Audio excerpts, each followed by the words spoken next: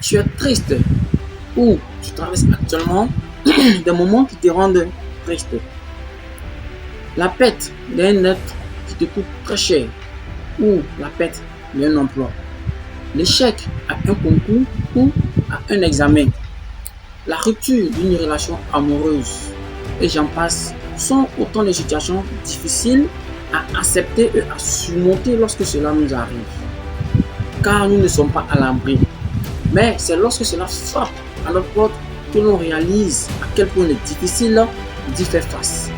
Mais rassurez-vous, je sais que ce n'est pas facile car nous sommes submergés d'émotions après un coup dur. Mais c'est également pas aussi difficile d'y faire face à ces situations qui nous rendent tristes ou qui vous rendent triste. Et moi, ma philosophie, c'est la motivation, objectif, but à atteindre. Et ma mission, c'est de partager avec vous, à travers mes vidéos, mon apprentissage dans le métier du développement personnel, pour vous donner toujours la motivation, pour vous donner toujours la force, pour vous donner toujours des conseils pour pouvoir avoir cette motivation et atteindre vos objectifs. Et pour tous ceux, pour toutes celles qui ne sont pas encore abonnés à ma chaîne pour pouvoir recevoir mes futures vidéos, je vous invite à aller vous abonner et on se retrouve tout à l'heure après le jingle.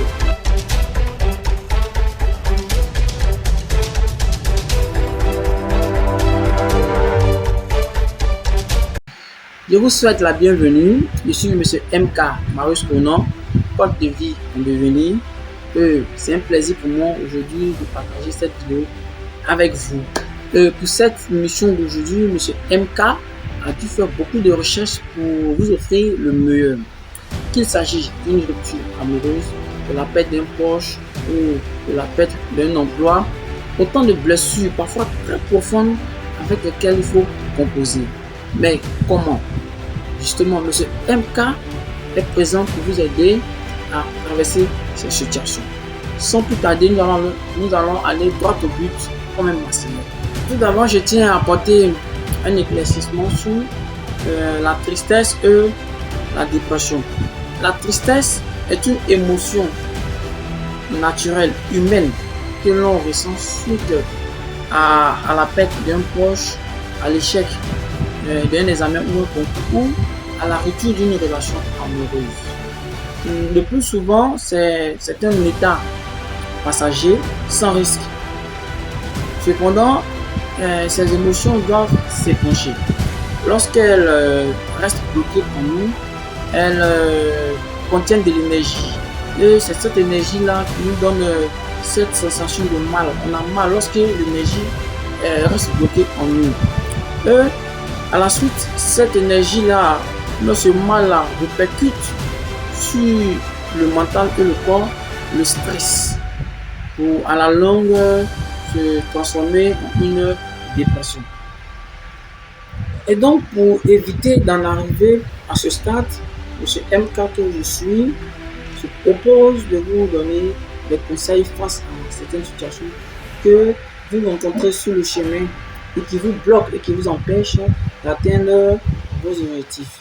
Et donc, le premier conseil que je donne ici pour faire face à la tristesse est de ne pas chercher à enfuir ce que l'on ressent. Ne pas chercher à enfuir ce que l'on ressent signifie tout simplement de laisser sa douleur s'exprimer. Ce qui n'est pas normal, c'est laisser ses émotions en nous. C'est ce qui crée à la longue, et lorsque ça devient courant, crée la dépression. Vous comprenez? Et donc, lorsque tu traverses un moment de tristesse, laisse exprimer la douleur. Si tu ressens de la douleur, laisse exprimer ouvertement la douleur. Ton désarroi, laisse-le s'exprimer. Tes larmes, laisse ces larmes couler, que l'énergie des émotions puisse sortir. C'est vrai que c'est pas à tout le monde, on ne se confie pas à tout le monde, on n'exprime pas à tout le monde ce que l'on ressent, mais vous pouvez trouver au moins une personne de confiance, une personne qui est capable de vivre ce que vous ressentez et de partager ces émotions avec vous. Vous verrez que cela va vous apporter du réconfort et vous vous sentirez encore mieux. Alors, le conseil numéro 2 pour se ressaisir face à la tristesse, c'est éviter de tomber dans le piège de la culpabilité.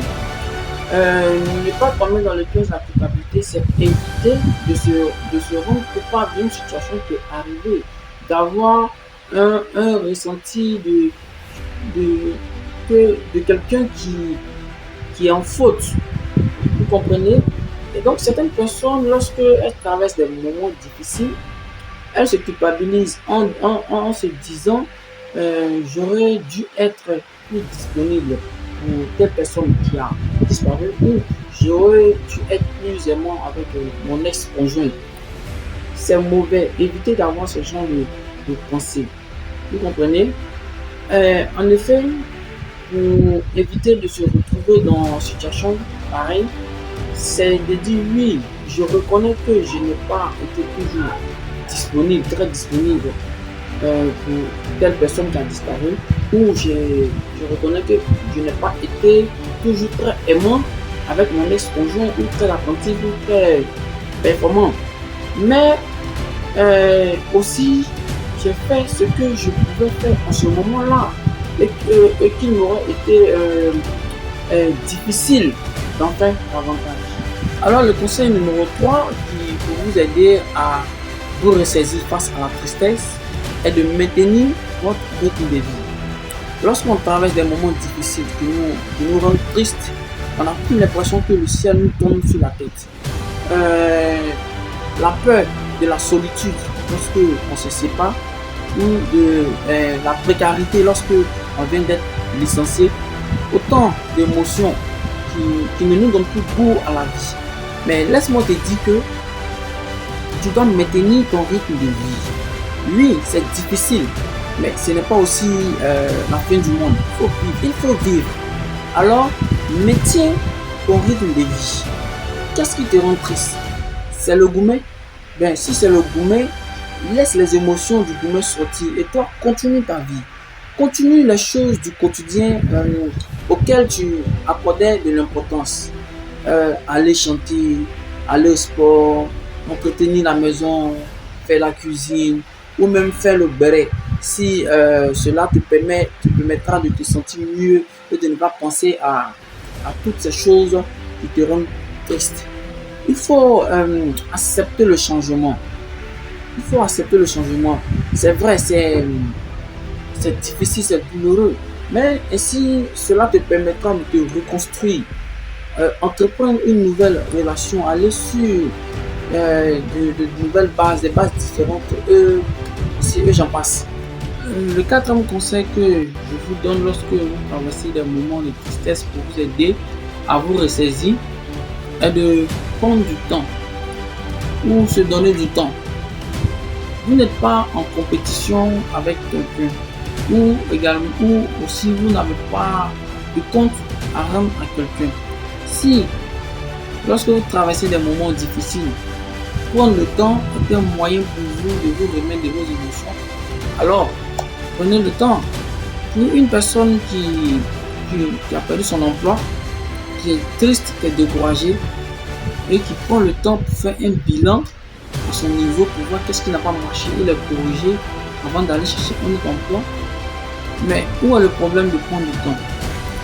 Se donner du temps est un moyen de se libérer des énergies négatives telles que la colère, le déni, la victimisation, etc.